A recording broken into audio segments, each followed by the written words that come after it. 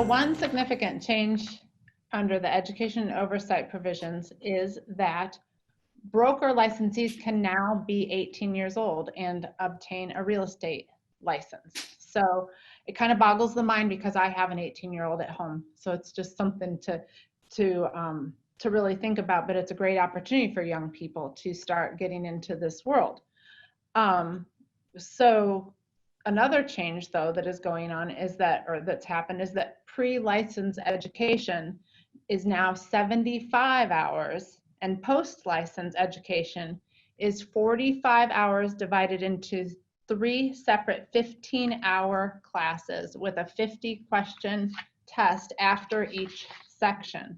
Those include, the 3 classes are Applied Brokerage Principles, Risk Management and Discipline, and Transactional Issues. So you would take each one and then you would do your 50-question test.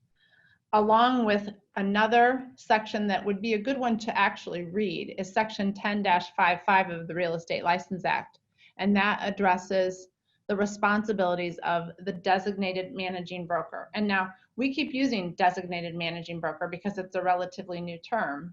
So I'm just going to back up a little bit on advertising or maybe move forward. But the term designated managing broker is now required for anybody who has been assigned by the sponsoring broker to be in charge of the office. So the designated managing broker does need to include the term designated in their advertising.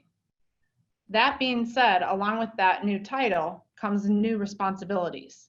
A designated managing broker has quite a few new responsibilities. Actually, they probably should have been doing these, but now it's all defined and it's clearly defined. It's not left to independent decisions. They establish company policies for their office. They establish training for the office. They provide assistance to all of their licensees, and they supervise all special accounts, including all escrow accounts. With respect to those 18-year-olds and the young ones who've come in and or somebody who's a brand new licensee, those who have not completed 45 hours of post-license education, it addresses that so that they're taken care of and they are looked out for a little bit more by these designated managing brokers. So if you have an 18-year-old who's about to embark on this, they have some guidance. So the designated managing broker, for those who have not completed the 45-hour post-license ed, the designated managing broker handles their escrow money, their earnest money, and their contract negotiations. And they do approval of all of their advertising. They also, those licensees who have not completed that post-education 45-hour requirement, they cannot enter into any transaction and bind their company until after they've completed that education. So those are some significant things that have changed, great changes in the act because it's tightening things up and it's making sure that those new licensees are looked out for, and the managing brokers have very clear roles. I am going to turn back over to Betsy, and she is going to address some of the other training requirements, specifically sexual harassment training. Right, and we were going to talk about CE in general. Just a couple things to dovetail, piggyback on what Annalise shared with you about the designated managing broker and responsibility for new broker licensees. 18 is the threshold number now, so 20 is the corresponding threshold age for a new managing broker, because you have to be a broker for 2 years. The other thing is you don't have to be 18, you can be 57. So if I'm 57 years old and I go get my broker license, I'm going to be subject to all of the oversight that I would if I were younger, until I get my post-license education done. And the whole idea on the post-license, and Annalise gave you the subject matters, is that they be real world type case study, and you've had a little experience already. So more trying to give you sort of real life experience before you're flying off on your own. And with regard to binding the company, that would include like brokerage agreements, listing agreements. So that's something that when a designated managing broker before could delegate that responsibility, they really cannot delegate that responsibility to a new broker licensee until that post-license education is complete.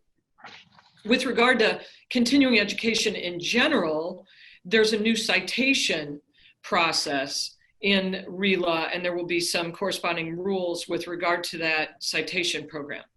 And what that means is essentially that they're taking the failure to timely complete continuing education kind of out of the formal disciplinary process and making it something that, you know, you had challenges or whatever, there was a global pandemic, you couldn't get your CE done in a timely manner, and you will get now a citation if you haven't completed your CE before your renewal when you were supposed to. And you could, let's say you get a citation from the department, but for whatever reason, they don't have your records on file, but you do have your legit records in your own file.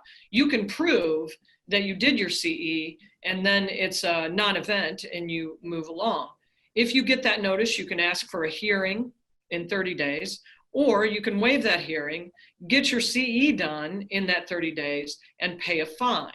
And the fine will be something like $500. So it's significant enough that hopefully you're incentivized to do your CE in a timely manner. But if you don't, it's going to hurt a little bit.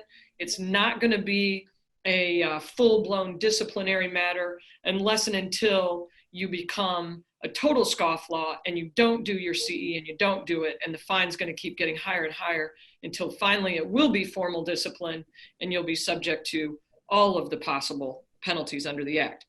And then, as Annalise alluded to, the sexual harassment prevention training. That has now been required of any licensee licensed by the Department of Financial and Professional Regulation for probably about a year now. For real estate licensees, it is included in the elective portion of CE, and it's 1 hour that's required. So that was one statutory requirement. We know about it. It's built into a lot of CE course packages, and you would take that and satisfy your requirement. Then there's another statute that just recently came into being, I think effective Jan 1, 2020, that was put forth by the Illinois Department of Human Rights that requires now every employer in the state of Illinois who employs, or in our case, sponsors independent contractors, and more than one of those people, there's a requirement to do an IDHR approved sexual harassment prevention training. I call it SHPT because it's such a mouthful. So that's yet another requirement. Bottom line is, for licensees and for brokers overseeing offices, everybody in their office is going to have to do SHPT at least once a year. Real estate licensees will probably do the CE version of SHPT every other year before they renew their license. And then they could take, there is a program, it's a program of a series of slides put out by the IDHR, the Illinois Department of Human Rights, that will satisfy your requirement. They could do that in the off years.